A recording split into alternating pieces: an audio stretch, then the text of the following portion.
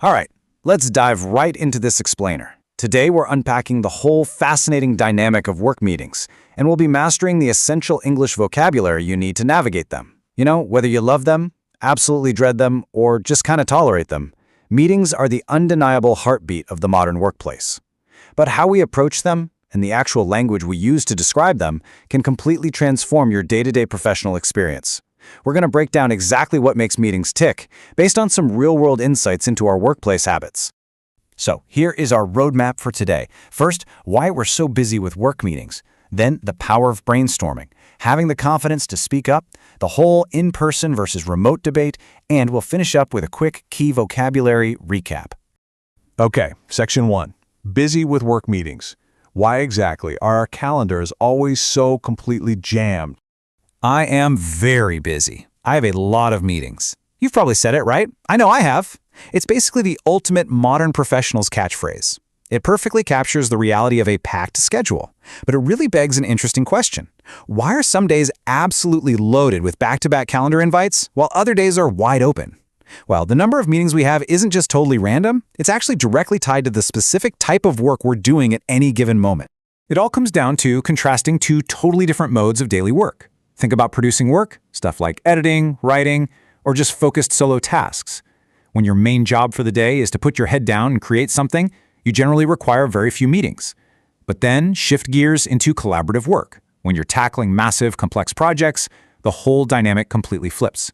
Big projects require deep alignment. You have to talk to tons of different people, share updates, and solve problems together. Naturally, that demands constant communication, which immediately fills up your calendar. It's just that necessary shift from solo production to team coordination. Moving right along to Section 2, the power of brainstorming, generating ideas together. So when we do finally gather everyone together for those big collaborative projects, how do we actually make the most of that time? You brainstorm. Basically, a brainstorm is when you have lots of new ideas and you need to talk about them together as a group. It isn't just a boring status update where one person talks and everyone else just passively listens. No way! It's an active, high-energy environment designed entirely around generating fresh concepts and hearing diverse perspectives in real time. And honestly, a solid brainstorm is a total game changer. The benefits are massive. First off, you get to hear so many new ideas that you'd probably never come up with on your own. Secondly, you can immediately build on each other's thoughts. Someone pitches a great idea, and you can instantly say, yes, and we can also do this. It just creates this amazing chain reaction of creativity. And finally, it lets a team make decisions super efficiently. Seriously, rather than sending dozens of emails back and forth over a week, a dedicated one-hour brainstorm lets everyone align, decide, and move forward fast. Which brings us to Section 3, confidence to speak up, navigating meeting anxiety. Because getting in a room to brainstorm only works if people are actually sharing their thoughts. Now, I want to ask you something directly. Do you actually tend to speak up in meetings? Seriously, do you feel confident enough to jump in, challenge ideas, and really use your voice to express your opinions at work? For a lot of people, the honest answer is, well, it depends.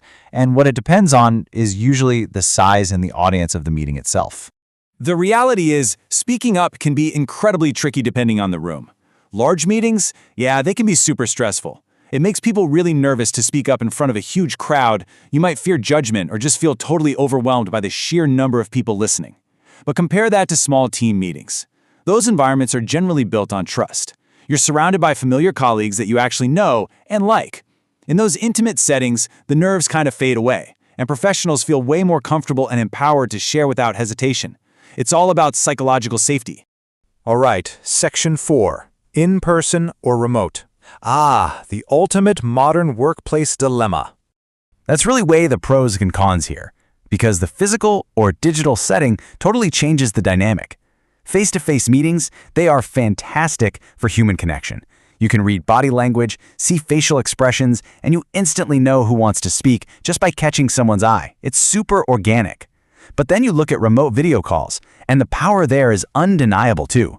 Remote meetings effortlessly connect people across different countries and time zones, which is amazing. Plus, working from home gives you unmatched personal comfort. I mean, let's be real. You get the distinct joy of keeping your favorite snacks and drinks safely within arm's reach.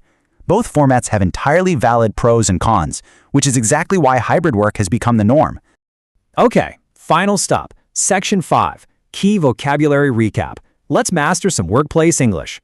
First up, we've got the phrase speak up.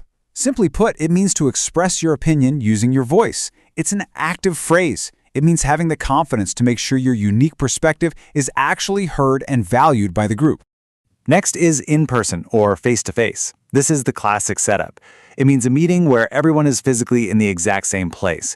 When a meeting is flagged as in-person, it's setting that clear expectation that you actually need to travel to a physical conference room. And the exact opposite of that is remote, or what we often just call having a call. This means connecting with your colleagues via a phone or video call from separate locations. Whether you're at your kitchen table or halfway across the globe, a remote call bridges the gap. So, as we wrap up this explainer, I want to leave you with this to think about next time you check your schedule. Which meeting format actually helps you do your absolute best work? Are you a face-to-face fan or totally team remote? And most importantly, no matter the format, are you feeling empowered and ready to really speak up the next time you get a meeting invite? Keep these dynamics in mind, use your new vocabulary, and you're going to crush your next calendar invite. Until next time.